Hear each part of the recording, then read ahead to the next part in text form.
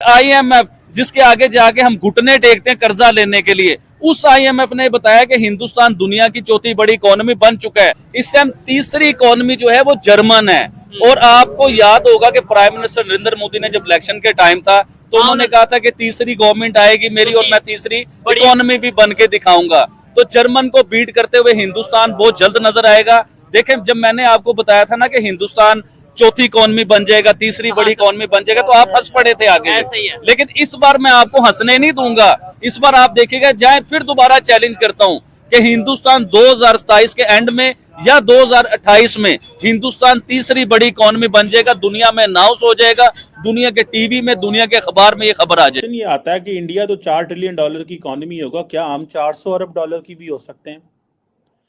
इस वक्त दुनिया की जो सबसे तेज तरीन इकोनॉमी समझी जा रही है वो तो इंडिया की समझी जा रही है। देखिए, मैं यही कहूँगा कि ये बनता था क्योंकि उनके पास भाई उनकी कंट्री में पैसा बहुत ज़्यादा है। उनके पास जो डॉलर्स है ना वो पानी की तरह बहते हैं, बहुत ज़्यादा वहाँ पे पैसा है। तो 2000 हो सकता है 2025 में ये काम हो जाए। अब हम लोग जो है वो आईएमएफ के पास जाते हैं, मिन्नतें करते हैं कि हमें कर्जा दे दो। आईएमएफ उनके पास जाता है कि भाई तुम लोग की मेहरबानी है, कुछ हमारे साथ कोलैबोरेट कर लो, कुछ कर्जा दे दो। वो इंडियंस बहुत आगे हैं हमसे, बहुत ज्यादा काम कर रहे हैं। वो इतनी उनकी पॉपुलेशन है और वो ज्यादा बाहर है, वो ओवरसीज बहुत ज्यादा है हमसे। और मैं इवन कि अपना मेरा एक्सपीरियंस है, मैं दुबई से होके आया हूँ रिसेंटली, कुछ टाइम पहले। पाकिस्तानियों को वो जॉब ही नहीं दे रहे। एकदम सही सुने हैं आपने। आने वाले कुछ ही दिनों में भारत जापान को बीट करते हुए दुनिया का चौथी बड़ी सबसे बड़ी अर्थव्यवस्था बनने जा रहा है भाई। हाँ, 2014 पे जब बीजेपी की गवर्नमेंट आई, जब हमारी पोजीशन, भारत का पोजीशन 10वीं नंबर था, दुनिया का 10वीं नंबर का सबसे बड़ा अर्थव्यवस्था था।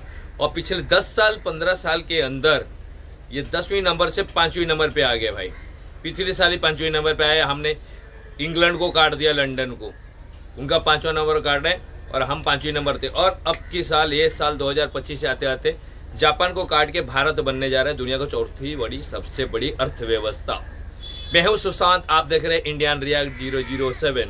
आप सभी का स्वागत है। मुझे बड़ी खुशी हुई सीएम पंजाब, वजीर आला पंजाब मरियम साहिबा के ऊपर, कि बड़ी खुशी हुई कि इन्होंने प्रॉपर एक दिवाली का फंक्शन सेलिब्रेट किया। इवन के इस तरह नहीं कि कोई खबर चलवा दी कि दिवाली मुबारक हो, कि टीवी पे खबर आ गई, कोई अखबार में खबर आ गई, इस तरह नहीं। प्रॉपर उन्होंने एक इवेंट अनाउंस किया, उसमें सिख भी थे, उसमें हिंदू भी थे, प्रॉपर मिनोरिटी जो है ना उन्होंने इकट्ठी करके दिवाली सेलिब्रेट की और बड़े अच्छे तरीके से सेलिब्रेट की। माइंड ज़्यादा होंगे, डॉक्टर ज़्यादा होंगे, अच्छी अच्छी कंपनीज के ओनर ज़्यादा होंगे। तो इसलिए ये एक बहुत बड़ी बेसिक की वजह यही है कि वहाँ से इतने बड़े बड़े जो है वो लोग, कोई गूगल में सीईओ है, कोई जनाब अपनी उसने किसी ने गाड़ी बना ली है, किसी ने जो है वो अपना कुछ बना लिया, कोई वहाँ पे इन्वेंशंस बहुत ज़्यादा हो रही हैं। जो ये बहुत बड़ी वजह है कि वहाँ पे इंटरनेशनल लोग उनकी तरफ मुतवज्जे हो गए कि भाई ये कंट्री जो है वो इससे हमें फ़ायदा मिल सकता है। इस वक्त दुनिया की जो सबसे तेज तरीन इकोनॉमी समझी जा रही है वो तो इंडिया की समझी जा रही है। चाइना की इकोनॉमी भी जो है वो स्लो होती जा रही है। ये जो क्वेश्चन है ये बड़े इम्पोर्टेंट है। हमें इस सवाल को समझना है कि हम कहाँ पे हैं। हम समझते थे जनाब के जो हमारा जो चाइना जो पाकिस्तान इकोनॉमिक कॉरिडोर है, जिसे वो कहते हैं ना कमाल कर देगा, यहाँ पे गेम चेंजर, पता है आपको। फिर हम बड़े बड़े लफ्ज इस्तेमाल करते तो स्किंट नहीं ना लाते ऐसी, ठीक है जी। कहा जाता है कि अब इंडिया की जो इकोनॉमी है, जो नॉमिनल जीडीपी ग्रोथ रेट है वो 10% से ज़्यादा है। ये बात एकदम सही है। जब पाकिस्तान और चाइना ने मिलकर सीपीईसी शुरुआत किए थे, इतनी बड़ा बवाल हुआ था पूरी दुनिया में। किसी ने सोचा नहीं था कि उसका ऐसी भी असर होगा। और at the same time India ने शुरू किया था ईरान के साथ चाबहार पोर्ट पे काम, जो आज बड़ी ज़ोर शोर से चालू है। वहीं पे जो सीपीईसी था, वहाँ पे बहुत सारे प्रॉब्लम्स आना चालू हो गए और आज का डेट में पूरी तरह बंद पड़ा है भाई। और सबसे बड़ी ये प्रॉब्लम ये होती है ट्रस्ट फैक्टर। पाकिस्तान में जो चाइनीज़ कंपनियाँ इन्वेस्ट करते हैं वो खुद सेफ़ नहीं है।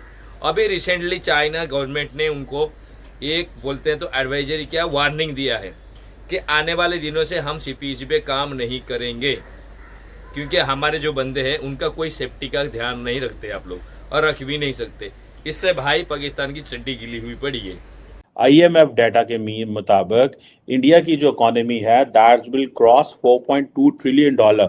मीनवाइल जो है ये एक जिसे कहते हैं ना, जापान को तो वो जारी बात है 2-3 साल में क्रॉस कर जाएगा। मुझे तो लगता है ज़ाती तौर पे कि ये पहले ही क्रॉस कर जाएंगी। उसकी वजह ये है कि अभी तो अगले दिन की तो बात है, $3 ट्रिलियन की इकॉनमी थी, ठीक है। जापान चौथी बड़ी इकॉनमी है, और कुछ साल लगेंगे तो जर्मनी को ये क्रॉस कर जाएंगे। मेन चीज कि हम हर फैसला करते वक्त डरते हैं, यानी पाकिस्तान में कोई भी डिसीजन पाकिस्तान का लेना हो तो अमेरिका हमारे पे पाबंदी लगा देता है और फिर हमें वो पाबंदी माननी पड़ती है। जबकि दूसरी साइड पे देखें कि पाकिस्तान अपना, अगर इंडिया की बात जो करें साहब अमेरिका की पाबंदी से याद आया, आपको याद होगा कि अमेरिका ने हिंदुस्तान की 19 या 20 कंपनी के ऊपर बैन लगाया। अभी रिसेंटली नई बात बता रहा हूँ आपको, 19 या 20 कंपनी पे हिंदुस्तान की अमेरिका ने बैन लगाया।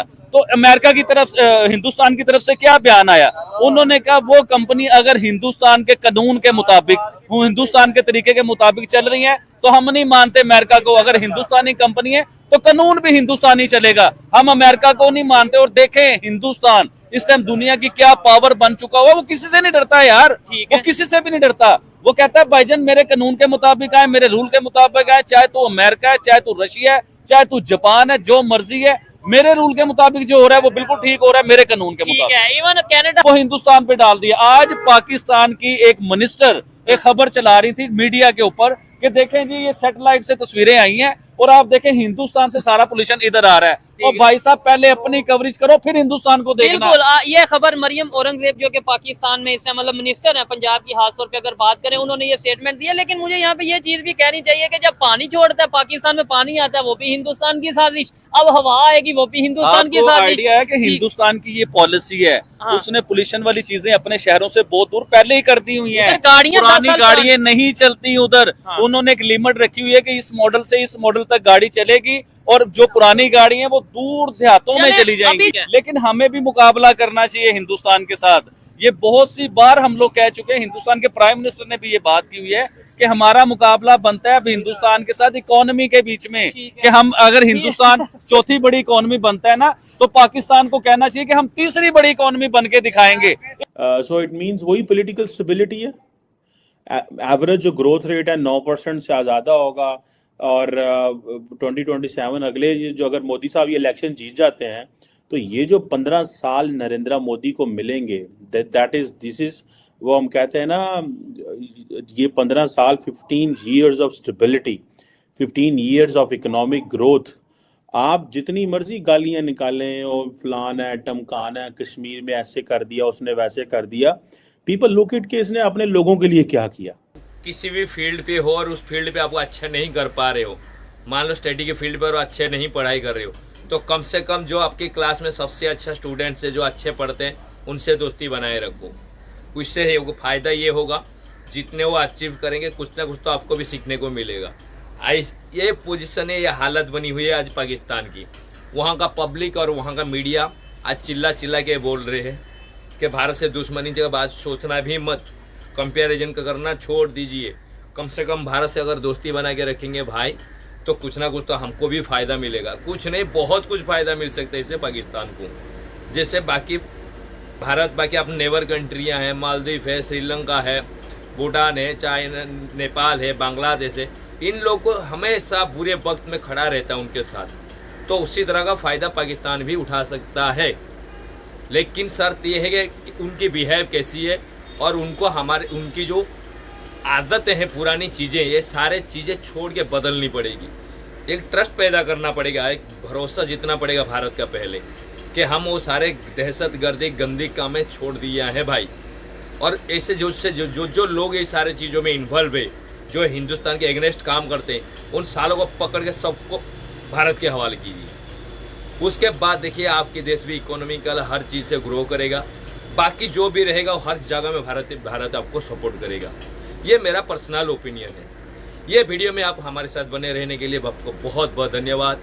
और अगर ये वीडियो अच्छी लगे आपको तो प्लीज़ कमेंट में आप आपका राय हमें ज़रूर दीजिए। आपसे मुलाकात होगी फिर नेक्स्ट वीडियो में किसी एक नए मुद्दे के साथ। जब तक अपना ध्यान रखिए। जय हिंद।